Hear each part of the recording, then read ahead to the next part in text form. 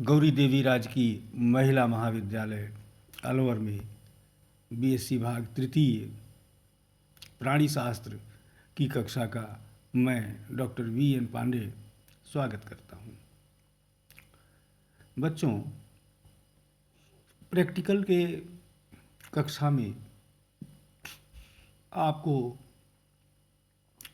Human hair मानव के बाल का अध्ययन करना है। आज हम इसी विषय पर बात करेंगे। मैंने इस संबंध में दो डायग्राम यहाँ दिए हुए हैं, एक वर्टिकल सेक्शन का और एक ट्रांसवर्स सेक्शन का, और मैंने यहाँ इनकी कमेंट्स भी लिख दिया है। जो विद्यार्थी अंग्रेजी में चाहें वो यहाँ से कमेंट नोट कर सकते हैं, और जो विद्यार्थी हिंदी में चाहें वो मैं बोल रहा हूँ हिंदी में, इसको नोट डाउन कर सकते हैं। ये कार्य आपको आपकी प्रैक्टिकल फाइल में करना है। तो देखते हैं। सबसे पहले आप ये डायग्राम देख लेंगे। ये डायग्राम आपको ड्रॉ करना है। इसमें कलर्स हैं लेकिन आपको कलर नहीं ड्रॉ करने हैं। डायग्राम आप देखेंगे तो जो बाहर निकला हुआ हेयर का हिस्सा है वो शैफ्ट कहलाता है, जो अंदर की ओर है वो उसका फॉलिकल या रूट कहलाता है। आप इसको व्हाट्सएप पर एनलार्ज कर लेंगे, देख करके ये डायग्राम आप बना लेंगे। सबसे नीचे आप देखेंगे इसमें फैट सेल्स हैं और वहीं पर हेयर रूट पाया जा रहा है। आप इस डायग्राम को ड्रा कर लेंगे और टिप्पणी इसकी लिख लेंगे। तो सबसे पहले vertical section of human skin showing hair, मानव त्वचा का उदग्र काट जिसमें बाल प्रदर्शित हो रहा है। टिप्पणियाँ। नंबर 1, हेयर के दो भाग हैं, रूट और शैफ्ट। तो जैसा अभी बताया था, जो त्वचा के अंदर का भाग है वो रूट है, जो बाहर है वो शैफ्ट है। पॉइंट नंबर 2, रूट त्वचा स्किन के भीतर धंसा हुआ होता है और शैफ्ट बाहर निकला हुआ होता है। डर्मिस के भाग में एक हेयर पैपिला या डर्मल पैपिला पाया जाता है, वहीं से हेयर फॉलिकल ग्रो करता है, उगता है। पॉइंट 4, हेयर पैपिला में रक्त की नलिकाएं और तंत्रिकाएं पहुंचती हैं। यहाँ आप देखेंगे नीचे इस डायग्राम में बनाया हुआ है।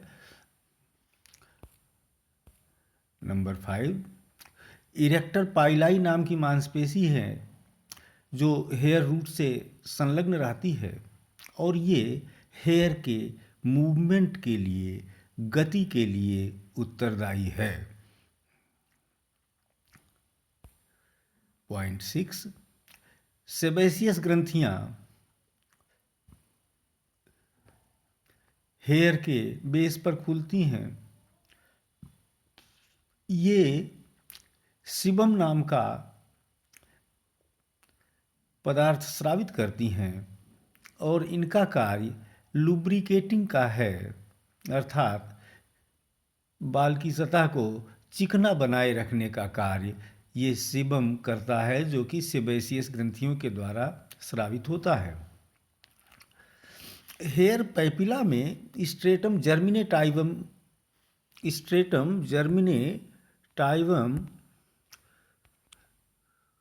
की कोशिकाएं पाई जाती हैं और इन कोशिकाओं की विशेषता यह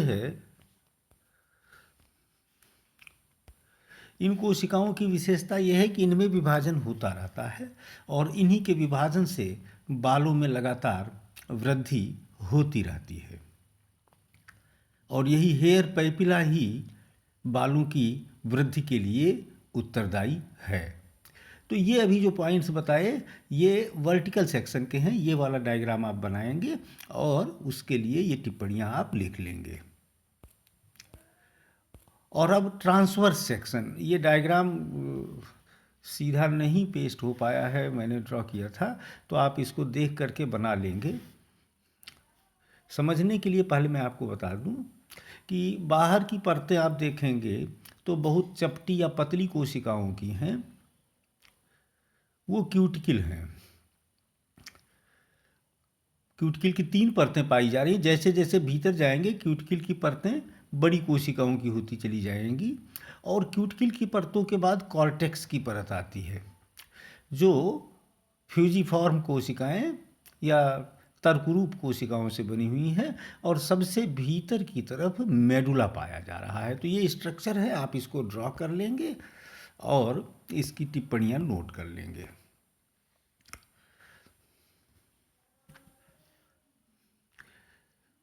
कमेंट्स। नंबर 1,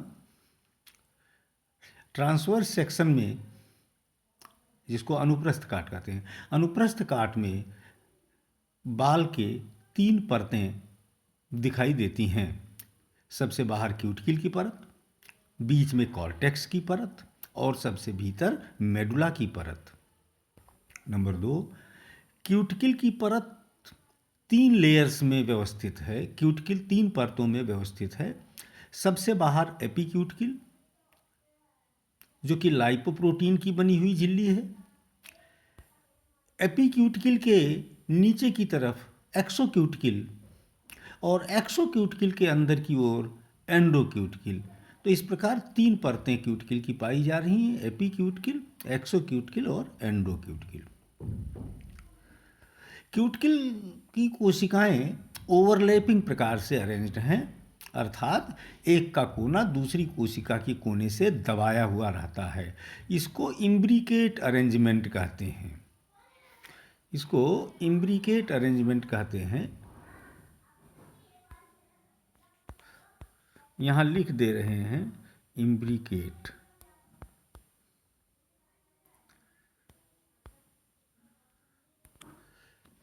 तो क्यूटिकल की कोशिकाएं इम्ब्रिकेट अरेंजमेंट में होती हैं, एक का कोना दूसरे की कोशिका के कोने से दबा हुआ रहता है, और इस तरह से ये बाल के चारों ओर एक प्रोटेक्टिव कवरिंग बनाती हैं।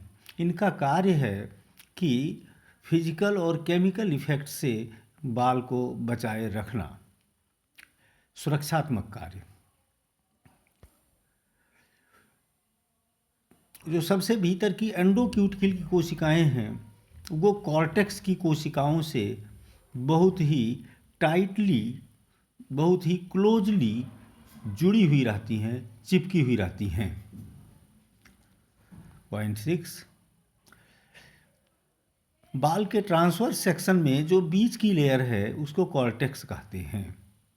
ये स्पिंडल शेप्ड कोशिकाएं या फ्यूजिफॉर्म कोशिकाएं या तर्करूप कोशिकाओं से बनी हुई हैं, और ये कोशिकाएं बाल की लंबाई के पैरेलल, समानांतर व्यवस्थित रहती हैं।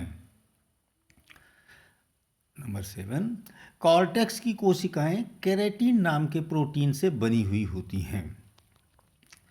ये केराटिन पानी में घुलनशील नहीं होता है। पॉइंट 8, शैफ्ट का मुख्य भाग, सबसे बड़ा भाग कॉर्टेक्स ही बनाता है, और इसी कॉर्टेक्स में मेलेनिन नाम के पिगमेंट पाए जाते हैं जो बाल को काला रंग प्रदान करते हैं। पॉइंट 9, सबसे केंद्र में मेडुला, बाल का मेडुला नाम का स्ट्रक्चर होता है।